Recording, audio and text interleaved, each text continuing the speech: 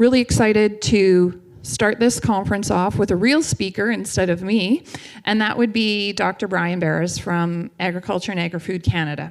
And he's going to talk about the lessons from global genotype by environment by management systems research to unlock yield potential.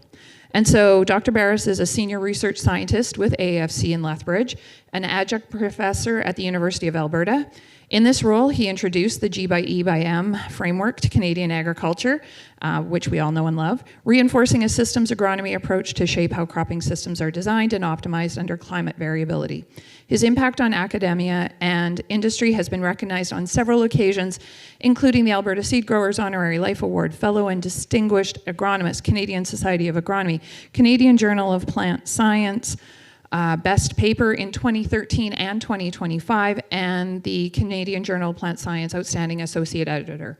Dr. Beres publishes in the areas of agronomy and crop science and has been the author or co-author of 128 peer-reviewed research articles, 2 edited books, and 2 book chapters. He served as editor-in-chief for the Canadian Journal of Plant Science and special issues editor for Frontiers in Plant Science. Dr. Beres has several international collaborations and represented Canada on the research committee of the Wheat Initiative, where he also developed and was the inaugural chair of an expert working group for global agronomy wheat research. We are so pleased that Dr. Beres is here in spirit, if not in person. And I'll turn it over to you, Dr. Beres, to share some information with us. Okay. Thanks, Tammy. Can you guys hear me? Yes. Yeah, you can hear me. Can you hear me? Yeah. Okay, so Tammy touched on a little bit of this, but for the most part, I thought I'd introduce you to some of the stuff I've been working on in sort of a global context, but also, going into things that we're doing prairie-wide and just some of the perspectives I would like to share, at least that are kind of near and dear to my heart. And to introduce the contributors, I've gotten to know some of these guys through the Wheat Initiative, and it's been really enriching, and it kind of proves the point of a global organization like that and why it was started. And it's because you get to know what other people are doing, so you prevent some of this overlap, but you also then, through these interactions, I think, enrich your own program, and that, done right, can benefit producers on the prairies. And so John Kirkgard, he's a well-known, well-regarded international global agronomist, and that's us this past summer. We've aged it a little. Actually, that's 2006. He was traveling through the prairies, and Australia is really good about that. They learn on the ground what other people are doing across the globe, and then they take it home. And then some of these other characters have gotten to know through the Wheat Initiative. Dr. Romeo Lolato, by way of Brazil, is at Kansas State University as an agronomist. Dr. Patricio Cricini from Italy, but now at University of Nebraska. He heads up the Global Yield Gap Atlas on the North American side. Dr. James Hunt, out of Australia, an up-and-coming, well-established agronomist there. Kenton Porker, a little bit newer to the scene, but doing some really interesting G/E/M work as well. And then on the prairies, just a shout out to Bill May, who's been helping me out a lot with some of these studies. He's based out of Indian Head. So then this was the title, or sort of the scope of the presentation that Anne and Tammy were challenging me about, achieving future yield potential. And I think Tammy's already touched on it. It's like, there's a lot of assumptions that we can carry this on in the province, but just a little bit of a provocative title there to temper those expectations if we don't do it right, in my opinion. So yeah, I'll touch a little bit on the yield potential with a prairie context, and then talk about the critical growth period that I think is a big driver that hit home and reinforce what Tammy's already touched on, and give you some examples of what we've done and globally what's been done through this framework of a G/E/M systems approach. And then also asked, touch on sort of an economic lens and how that intersects with some of this stuff. So that's what I'll try and do to cap things off. Okay, so just to clarify a little bit what Tammy had said, when we talk about overall yield potential, this is where we got to temper and get a reality check because a lot of this is really fixed based on where you are regionally, for example. So the prairies, if we think of that broader context, we have unique radiation temperature, CO2, and of course we've got kind of fixed soil type and textures, and all those things are going to introduce or influence that yield potential. They're kind of locked in. We can manipulate and improve soil. We have no control over the others. But the genotype or that cultivar effect, that's something that can be improved, manipulated so that we could lift this ceiling on the overall yield potential. So that's the goal there. And then on the average farm yield side, we never get to this potential. And that's often limited by some of the management practices or poor fertility, abiotic, biotic stress, and so on. And so what you're seeing on your farm here in relation to what the overall yield could be, that gap between the two is what we call the yield gap. And so this theoretical yield gap would be the complete yield gap. But obviously, you would probably go broke if you tried to put all the groceries in to take it to full on yield potential. So typically, what we say is like if you're in that range of 70-80% of the full yield potential, that's probably that sweet spot of balancing yield potential with economic realities of farming. And so what does that look like globally? So Patricio, he's done a pile of work, 15 plus crops all over the globe. And so what are some of the outcomes of that in the context of wheat? Northern Europe, they've been at it a long time and they've dialed in their genetics as well. And so they're getting real close to what would this look like? It's bordering on 80%, but just under, so 75% of potential. So they're getting close to where they need to be. On the other side of that, though, you have developing regions where the gap is the opposite. They've got a 70-80% gap. So management here is going to be real critical. And I would say genetics here, when you're that close, are critical to lift the ceiling and management here to close that gap. Now on the prairies, we worked with Patricio and we dialed in what those yield gaps would be on wheat. And then I just kind of did a search to find out what these other crops are looking like.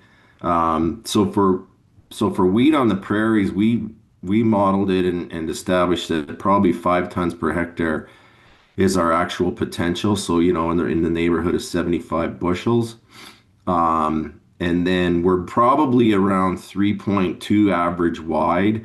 I know this year was a bit of an anomaly in some places where yields were really high for wheat and canola, but that's because we didn't even get any 30 plus degree weather in some regions. And I'll get into that with the critical growth period. So, we're doing not bad with wheat. When you see this red thing is the gap. Other crops, field peas, looks like we got a lot of work to do there. I was surprised to see soybean close down so much. So they don't have much of a yield gap at all. I don't know if that's your experience or not. And then intermediate to that, things like barley. The gap with canola was a little bit higher than I thought. And we wanted to actually ground truth that, or I would at least someday with some yield gap work with Patricio on it. But we haven't been able to get funding yet for that. Okay, and so tempering all this with a prairie context, our issue here is that we farm in the northerly latitudes. I think what is it, Saskatoon parallels Siberia or something like that. So we have to be real about what those expectations of yield potential should be here, and not looking at other regions that we're going to simply parallel what's happening there. Biggest driver of that is that the prairies can have really periods of intense heat. That's the big one. We get lots of solar radiation, but it tends to be concentrated into a narrow window. And that means our absolute ceilings aren't going to match the UK and South America, for example. So assumptions around technologies that have been developed there that are just automatically going to work here are misguided. And I think there's a bit of a lesson learned there with hybrid wheat to some extent, because you have to remember our yield potential was 5 tons per hectare with wheat. That's almost considered a failure in places like France and whatnot. and that's where your hybrid wheat is. And so, I think we have to keep it real around what we can actually achieve and how we're going to do it, and what are the best technologies to push that ceiling upward. Okay, the critical growth period. I came across this again, the wheat initiative is why I came across and got to know Dr. Gustavo Slafer, quite a well-regarded physiologist.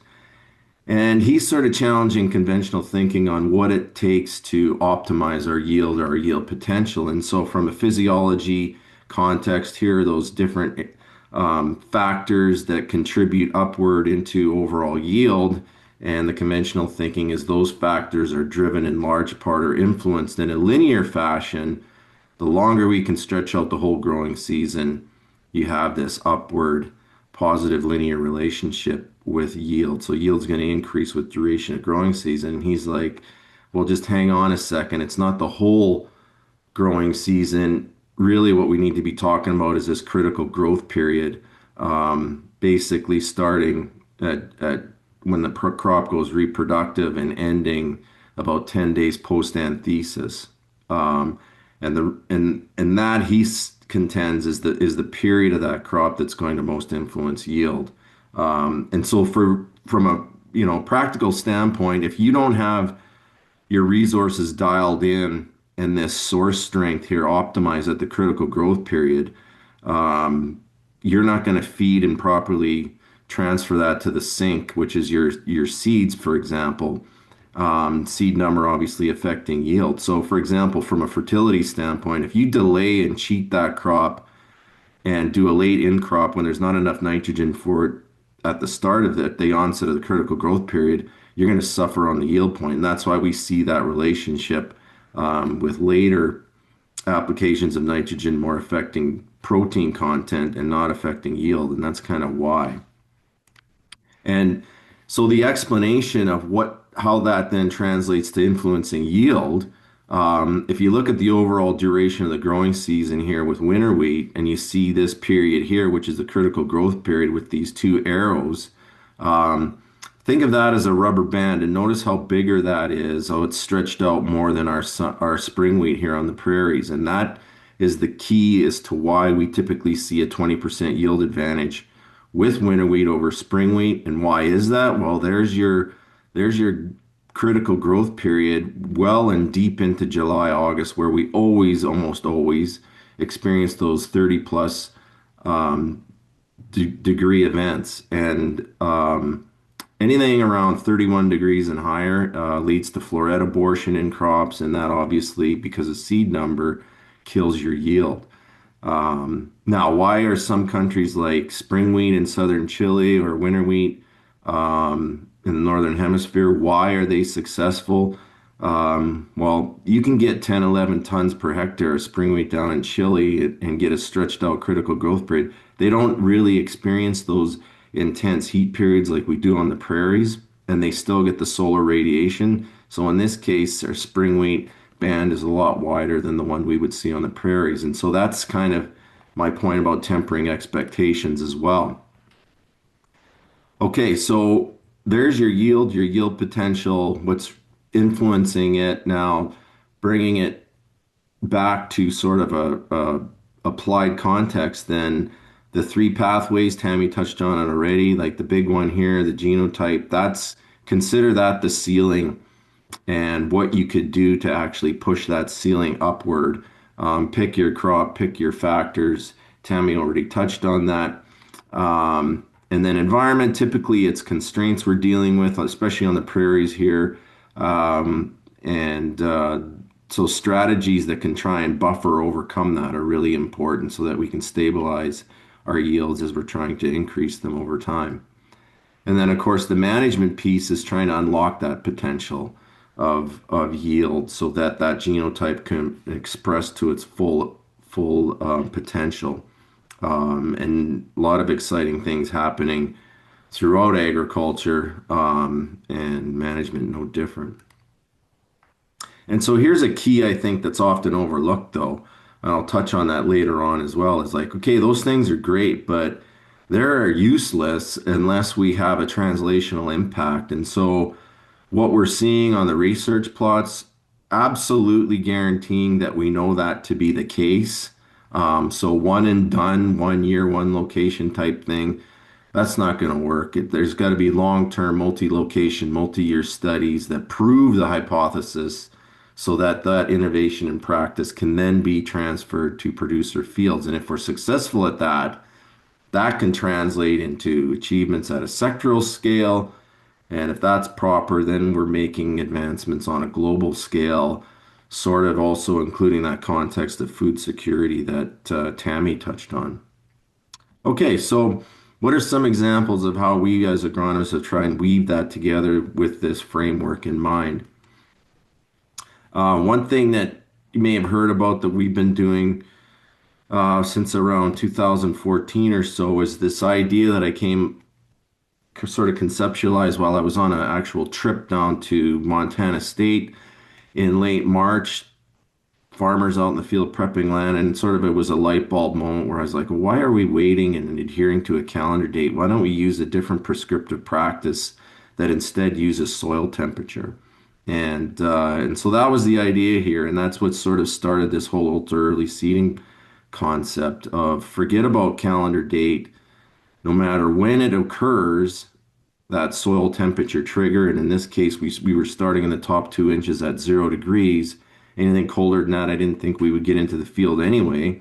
But that's what we started doing. And so if we hit our soil temperature target, we go plant no matter when that occurs. And it's been as early as February 9th at Lethbridge, which sounds crazy, but the field conditions were great. And it's kind of a paradigm shift, but even Government Alberta documents here, for example, say the optimum is 20.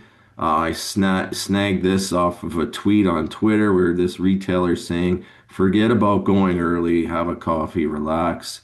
And here's why I contend that's a bit of a problem. Although I can understand why they're trying to discourage it, because this no doubt will happen.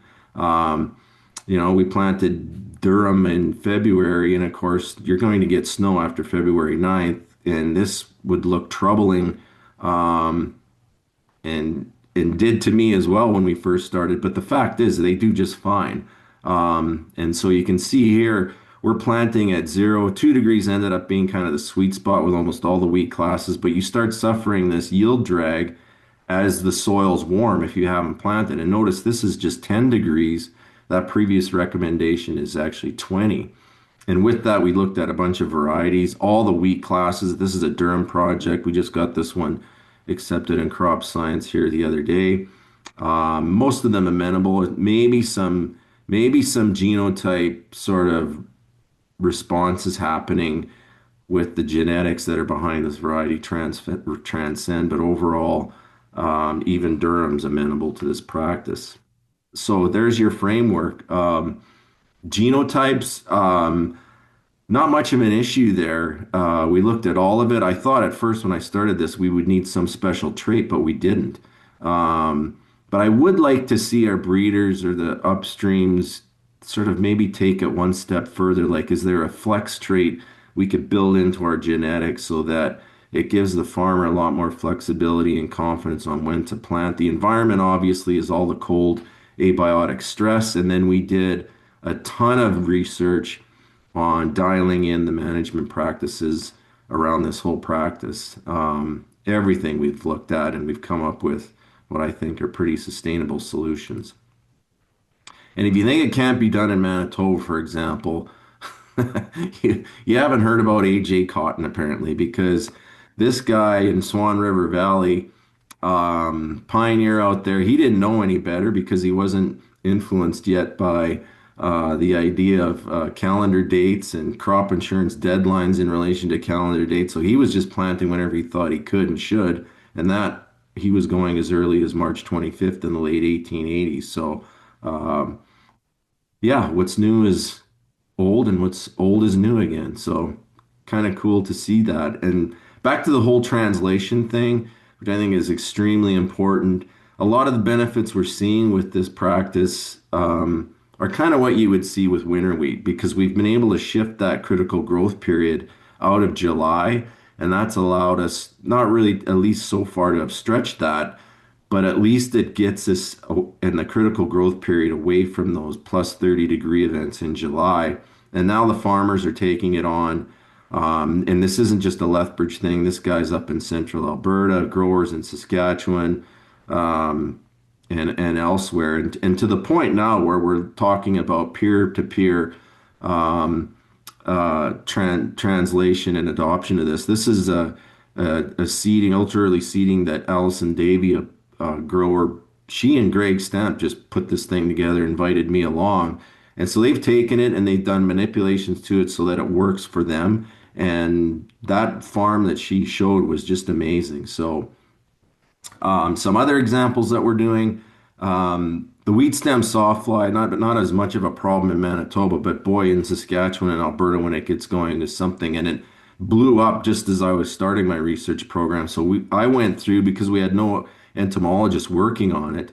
The whole realm of what we addressed, and the interesting thing about the genetic side on that is the solid stem trait typically traditionally is really influenced by environment and precipitation related conditions. And so if it's cloudy and whatnot, that traditional genetics just won't express that stem solidness. So you have to have variety specific management when it comes to that and alter it, which actually suffers a yield penalty as a result, because you're going with low N rates, low seeding rates, just to get that thing to express properly. And at the time, there were no genetics in Durham at all. So I was complaining about that, and that got resolved. But here's the issue, and a caution of any strategy to address any pest really, is if you just rely on the magic bullet, and that's what they were doing at the time.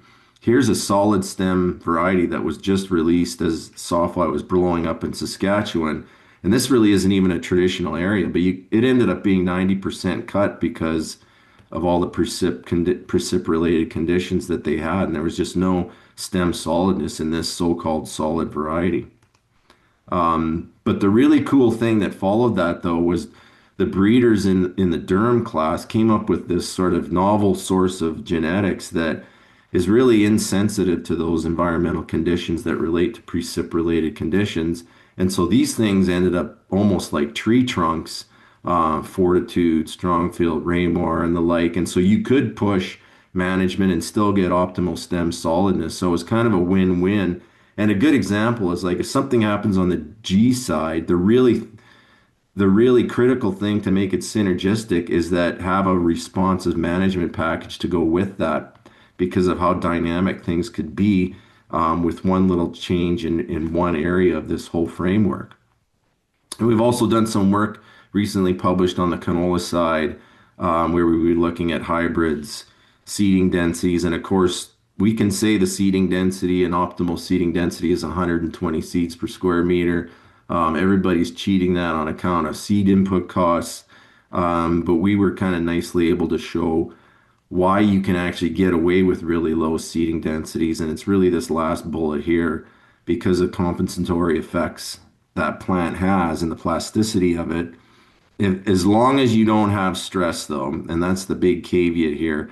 So irrigated producers obviously have a much easier time cheating back on seeding rates because they don't have the water stress issue. But any other environmental stress would make you pay if you cheat too much on your seeding density, for example. Okay, what about around the world? And this again is a good example of, if you don't know what somebody else is doing, you kind of like lose a bit of context and opportunity, I would say. And so at the same time we were doing ultra early, James in Australia was doing it because really what he was targeting was the fact that wheat there was now asynchronous or not matched up to when water was available. Water is a big issue in most of the regions there. 24% reduction in April to May rainfall since 97. And basically that's caused wheat yields to stall right out. So that 1.2 isn't even really happening in Australia that Tammy referred to. And so James set about to looking at different strategies to better sync spring wheat with available water. And so that involved really aggressively moving out and moving away from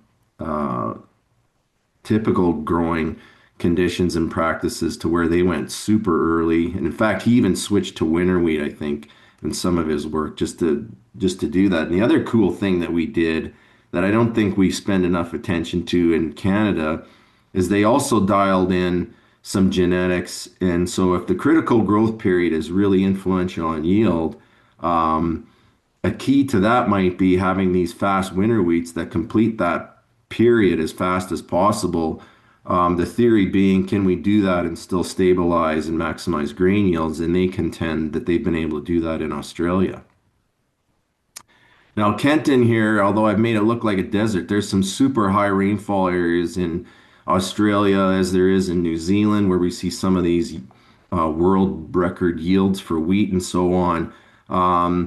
But currently, actually not much higher than the prairie dryland yield potential that we have of 5. They're only experiencing around 6 tons per hectare in these regions. So he was like, well, that can't be possible.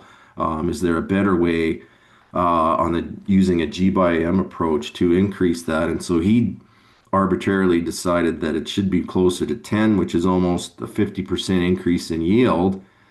And doing that by introducing some different genetics. So obviously from a marketing standpoint, it obviously is compatible, I suppose. Sounds almost more like a shift to feed wheats, but maybe that's what they're after. New management, of course, and all that translated into at least 2 times so far in this new study. They've been hitting that 10 tons per hectare. So pretty impressive advancement there on the part of Kenton. Romulo and his group of students and postdocs at Kansas State have really been focused on variety specific N management, trying to dial in that as well as other things like seeding density in winter wheat, and we teamed up with them on a project in relation to that. It's just got published recently. Again, in relation to stress really driving whether or not you need those high densities. And in this case, classifying genotypes as stable versus plastic in order to determine which ones would be the most responsive to N supply and so on. And so that's some pretty exciting work they're doing there. So yeah, we've looked at nitrogen forever, but there's always something or a different angle or a different context that we want to take a look at and try and really match up and see how much improvement we can make on the sync side with the actual genetics. And so that's what they're looking at. And the whole driver of that obviously is nitrogen use efficiency. And probably the most classic example would be John's work here in Australia, where they were really kind of cowboy farming back in the day, where it was like continuous wheat, sort of ad hoc grazing. They were burning their residue, lots of tillage,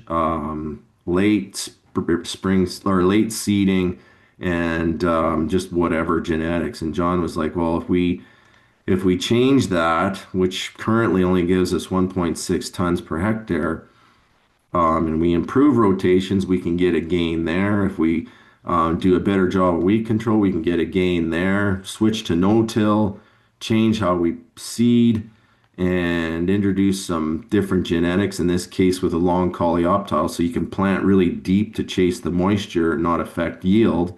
You all of a sudden get this synergistic thing where now you've improved your yield by threefold, which is super impressive. Okay, so taking a look to round things out on the economic lens side, and sort of what I'm thinking about in terms of how do we adopt that and those technologies on farm and make it pay.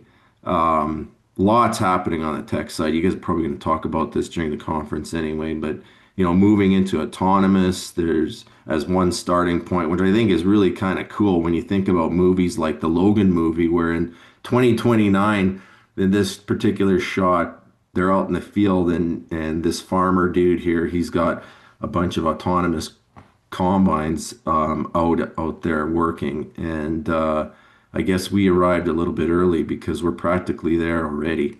But other stuff, right? Like there's revolutions in big data, AI, gene editing, and so on. The biologicals, which is like not even a boom, it's an explosion where we almost have the cart ahead of the horse. And the question that I have is, okay, how do we integrate this stuff in the current landscape of what's happening on farm in relation to basically return on investment? And so I think this is really interesting. There is this thing called an ag tech adoption gap, why they die before reaching the field. And Dale Hicks, buddy of mine out of Mossbank, Saskatchewan, was like, well, I need better and lower input costs compared to where they are now. And on the business side of at least cereals, when we only have 20% of our acres planted to certified seed, you know, pretty hard to make big serious investments in genetics on that side when your return on investment is lost on 80% of that acreage potentially. So there's definitely risk in relation to that as well. And so the proper trait really to me is like the key. And I think we've had some misses when it comes to that. Again, inputs up by almost 70%. This from Twitter. A study in the US, half the farmers in the US think they're going to lose money based on 2025. And most of the crops were underwater. You can see it here. Only a couple of positives, and even the big manufacturers are suffering. Kind of surprises me when they can sell a combine for $1 million, $2 million, but maybe that's why.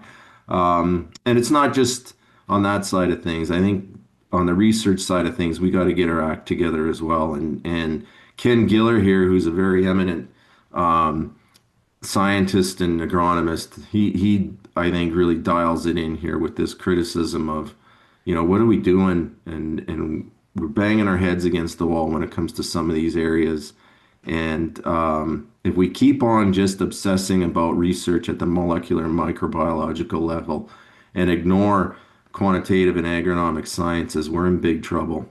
And I tend to agree with him there. And so that got me thinking, how would we integrate some of these new technologies like biologicals and whatnot? And I think the key there is management intensity. And so I came up with this pilot project this year of a 2020 project, basically kind of running it by Dale Hicks and others. Like, could we reduce intensity by 20%, bring in some of these biologicals or whatnot, and would we protect our ROI or even improve it? And so here's an example of what that looks like. And really, here's the reduced one. So basically, I went 80% of whatever I was doing on the conventional management side, which I had a budget of about $135 an acre. And you can see the yield there was not different when I cut things back this year, although it was kind of a wonky year, but a really enhanced intensive management system on both dryland and irrigation kind of suffered. This is a 20-year-old variety on irrigation doing better than the other two more intensified systems because we rolled in potentially some of these biologicals. Now, some work and some don't. If you look at this reduced part here, and it's hard to see, but on this y-axis here, you can see we were actually making money on irrigation, and you had to peek through the clouds here to significantly make money, and we actually did with some of them. Compost tea, which is relatively cheap as an input, was giving us significantly better ROI. And some of these that would create a really good response to yield, say a humic acid, they're just so costly that it was underwater every single scenario. So just without going into the weeds, just some ideas and thoughts on potentially how we could integrate that. It may not just be full steam ahead. It may be a balancing act. And so just to round things out, just a reminder that our genetics really do set the ceiling, but management's going to unlock that potential. And so if we can do that properly, I really do view it as a frontier, and I think the Canadian prairies could lead the way in this whole area. So That brings me to the end of my talk, an acknowledgement to my team. And if you like this shirt, you're in luck. And if you don't, I'm sorry, but that was the only prize I could come up with. So Tammy, I think, is going to facilitate this or try to. But this would be my first question to somebody in the audience there with a big T-shirt on the line is what is the yield potential for wheat in the dryland prairie production based on our yield gap work? So that's question number one. And then the second one, okay, regardless of crop, going back to yield potential, what's that balance you should strive for in terms of percent of the yield potential with economic and return on investment consideration? So I'll flip this back to Tammy or whoever to maybe facilitate that. And thanks for your attention.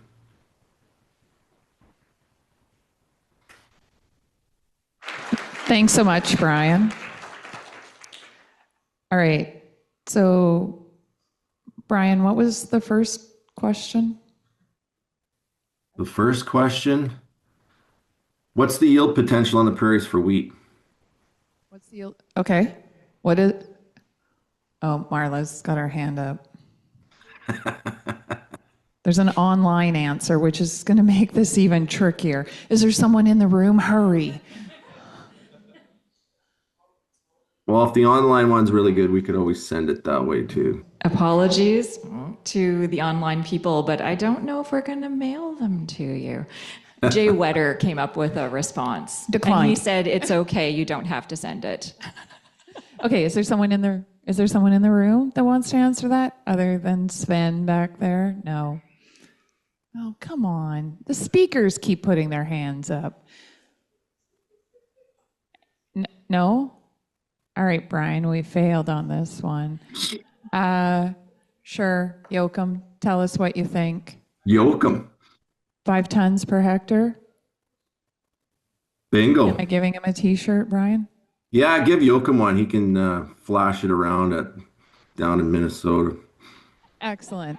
Okay, so that's the second t-shirt that Joachim's got in less than 24 hours, or will be getting. Okay. Question number 2. Does anyone remember it? James. 80%? Is that right, Brian? That's pretty good. Give it to him. Excellent. Both t-shirts are gone.